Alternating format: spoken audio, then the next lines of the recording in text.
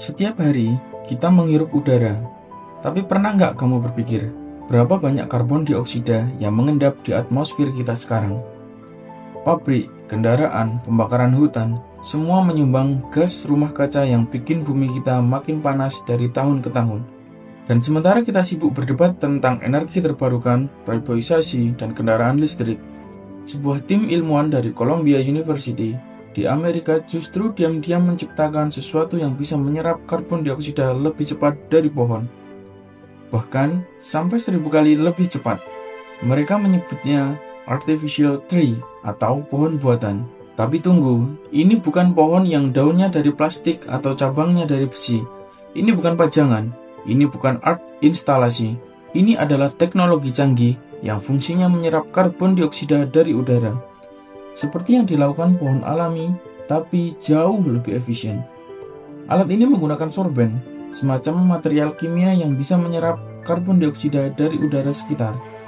Bedanya dengan pohon, kalau pohon butuh sinar matahari dan fotosintesis yang lambat, alat ini bekerja secara kimia 24 jam non-stop, bahkan di malam hari atau di tengah gurun pasir sekalipun. Karbon dioksida dari udara masuk ke permukaan sorben, lalu terikat secara kimia. Setelah penuh, alat ini tinggal dipanaskan sedikit agar karbon dioksidanya lepas. Gas itu kemudian bisa ditangkap, disimpan, bahkan digunakan ulang, misal untuk bahan bakar sintetik atau keperluan industri lainnya. Uniknya lagi, sorben ini bisa digunakan berulang kali. Artinya, alat ini nggak sekali pakai. Dia bisa menyerap dan melepaskan karbon berkali-kali, kayak mesin penghisap karbon yang bisa kita atur sesuka hati. Menurut para penelitinya, alat ini bisa menyerap karbon dioksida hingga 1000 kali lebih cepat dibanding pohon biasa. Jadi bayangkan, satu unit alat ini setara dengan ratusan bahkan ribuan pohon dalam hal menyerap karbon dioksida dari udara. Bayangkan kota-kota besar seperti Jakarta, New York, atau Tokyo yang punya lahan terbatas tapi tingkat polusinya sangat tinggi. Pohon buatan ini bisa dipasang di atap gedung, di pinggir jalan, atau kawasan industri. Tempat-tempat yang sulit ditanami pohon sekarang bisa jadi penyerap karbon aktif. Tapi, teknologi ini belum sempurna.